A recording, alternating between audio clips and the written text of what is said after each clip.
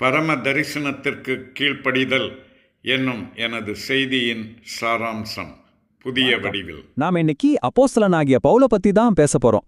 ஆனா அவரை ஒரு சரித்திர நாயகனா மட்டும் பார்க்காம ஒரு பெரிய நோக்கத்தோட எப்படி வாழறதுங்கிறதுக்கு அவரோட வாழ்க்கை ஒரு ப்ளூ பிரிண்ட் மாதிரி, ஒரு வழிகாட்டி மாதிரி இருக்கு. அந்த வழிகாட்டியோட ரகசியங்கள் என்னன்னு தான் நாம இன்னைக்கு பார்க்க போறோம். சரி, நாம பவுலோட வாழ்க்கைய ஒரு 5 முக்கியமான கட்டமா பிரிச்சு பார்க்க போறோம். முதல்ல அவர் எப்படி ஒரு சூப்பரான ரோல் மாடலா இருக்காருன்னு பார்ப்போம். அப்புறம் அவரோட ஆரம்பம் எவ்வளவு தாழ்மையா இருந்துச்சு, அந்த காத்திருப்போட அவசியம் என்ன, அவரோட ஊழியம் எவ்வளவு தெளிவா இருந்துச்சு, கடைசியா அந்த தரிசனத்துக்கு அவர் எப்படி தன்னை முழுசா அர்ப்பணிச்சாருன்னு எல்லாத்தையும் நாம பார்க்க போறோம். வாங்க முதல் பகுதிக்கு போலாம். பவுல் ஒரு முன்மாதிரி. ஏன் பவுலோட வாழ்க்கைய நம்ம வெறும் ஒரு கதையா மட்டும் பார்க்க கூடாது, அது எப்படி ஒரு நோக்கத்தோட வாழ்றதுக்கான ஒரு தெளிவான வழிகாட்டியா இருக்குங்கிறத முதல்ல புரிஞ்சுக்கலாம். பவுலே சொல்றாரு பாருங்க, நான் கிறிஸ்துவை பின்பற்றுவது போல நீங்கள் என்னை பின்பற்றுங்கள். சும்மா யோசிச்சு பாருங்க, இப்படி ஒரு வார்த்தையை சொல்ல எவ்வளோ தைரியம் வேணும், எவ்வளோ நேர்மை வேணும். இந்த ஒரு வரி போதும் பவுலோட வாழ்க்கைய நாம ஏன் ஆழமா படிக்கணும்னு புரிஞ்சுக்கிறதுக்கு. சோ இதுதான் நாம எல்லாரும் நம்மளையே கேட்டுக்க வேண்டிய ஒரு முக்கியமான கேள்வி.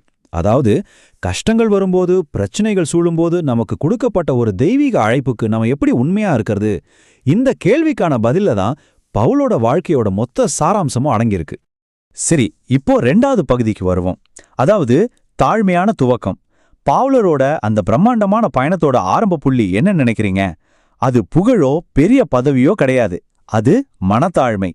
வாங்க, பெரிய விஷயங்கள்லாம் எவ்வளோ சிம்பிளா ஆரம்பிக்குதுன்னு பார்க்கலாம். இங்க பாருங்க, அப்போஸ்தலர் 13:1 அந்தியோக்கியாவில இருந்த தீர்க்கதரிசிகள், போதகர்கள்னு ஒரு லிஸ்ட் இருக்கு. இதுல பர்னபா, சிமியோன், லூக்கின்னு வரிசையா பேர் வருது. ஆனா பவுலோட பழைய பெயரான சவுலு எங்க இருக்கு பாருங்க, கடைசில. இது எதேச்சியா நடந்த ஒண்ணு இல்ல, இதுதான் அவரோட பயணத்தோட ஸ்டார்டிங் பாயிண்ட்.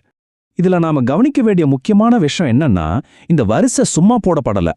பவுல் எவ்வளவு பெரிய படிப்பாளி, அறிவாளியா இருந்தாலும் அவரோட பயணம் முதல் இடத்துல இருந்து ஆரம்பிக்கல. கடைசி இடத்துல இருக்கிறத அவர் ஏத்துக்கிட்ட அந்த மனத்தாழ்மையில இருந்து தான் தொடர்ந்துச்சு. இந்த வசனம் தான் இதுக்கான மொத்த சாராம்சத்தையும் சொல்லுது. தேவனுடைய பலத்த கைக்குள் அடங்கி இருங்க, அப்பொழுது அவர் ஏற்ற காலத்திலே உங்களை உயர்த்துவார். அதாவது, உண்மையான உயர்வு நம்ம சுய முயற்சியால வர்றதில்ல, சரியான நேரத்துல தேவனே நம்மளை உயர்த்துவார். இதுதான் அந்த மனத்தாழ்மையில இருக்கிற சக்தி. அடுத்து 3வது பகுதிக்கு போலாம். காத்திருத்தலின் அவசியம். சரி, தாழ்மையோட அவரோட பயணம் ஆரம்பிச்சாச்சு. உடனே அவர் பெரிய இடத்துக்கு போயிட்டாரா? இல்லவே இல்ல. அதுக்கு பதிலா பவுல் ஒரு ரொம்ப நீண்ட காத்திருப்பு காலத்துக்குள்ள போனாரு. பொறுமையா இருக்கிறது எப்படி ஒரு முக்கியமான தயாரிப்பா மாறுதுன்னு இப்ப பார்க்கலாம். இதுல பவுல் மட்டும் தனியா இல்ல. நீங்க யோசிச்சு பாருங்க, மோசே இஸ்ரேல் மக்களை வழிநடத்துறதுக்கு முன்னாடி 40 வருஷம் வனாந்தரத்துல இருந்தாரு. ஆபிரகாம் வாக்குத்தத்தம் பண்ணப்பட்ட மகனுக்காக 25 வருஷம் காத்துட்டு இருந்தாரு.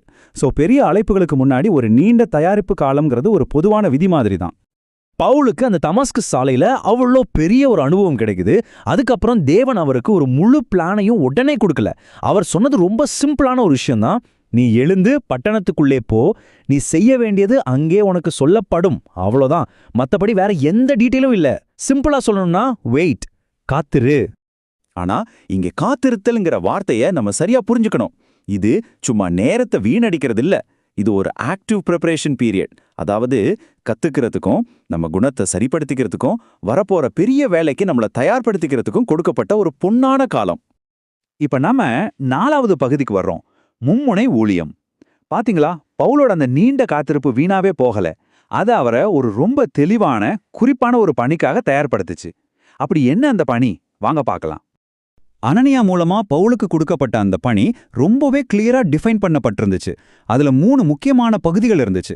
1, புறஜாதிகளுக்கு, அதாவது யூதர்கள் இல்லாத மற்ற மக்களுக்கு ஊழியம் செய்யணும். 2வது, ராஜாக்களுக்கு முன்னாடி போய் நிக்கணும். 3வது, இஸ்ரவேல் மக்களுக்கும் நற்செய்தியை சொல்லணும். இந்த 3 சேர்ந்தது தான் அவரோட லைஃப் மிஷனா இருந்துச்சு.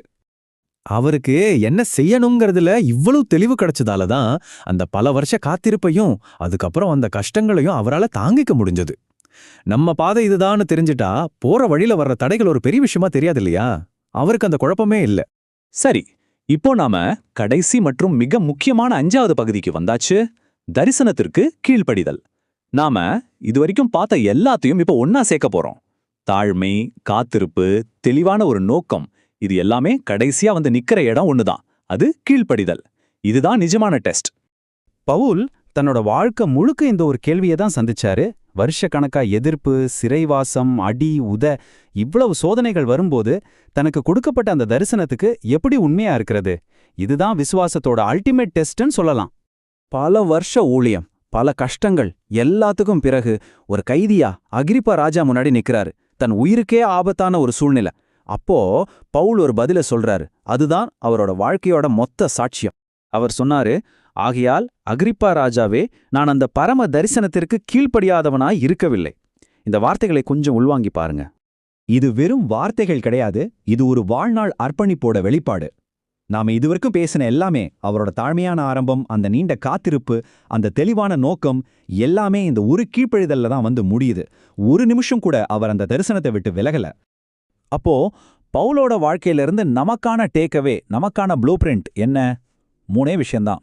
1, மனத்தாழ்மையோட தொடங்குங்க. 2, காத்திருப்பு காலத்தை ஒரு தயாரிப்பு காலமா ஏத்துக்கோங்க. 3, என்ன விலை கொடுக்க நேர்ந்தாலும் உங்களுக்கான அழைப்புக்கு கீழ்ப்பணிஞ்சு வாழுங்க. கடைசியா இந்த கேள்வி எனக்கும் உங்களுக்கும் தான். உங்க வாழ்க்கைக்கான பரம தரிசனம் என்ன? பவுல் போல அதுக்கு நீங்க எப்படி பதில் சொல்ல போறீங்க? இத பத்தி கொஞ்சம் யோசிச்சு பாருங்க. நன்றி.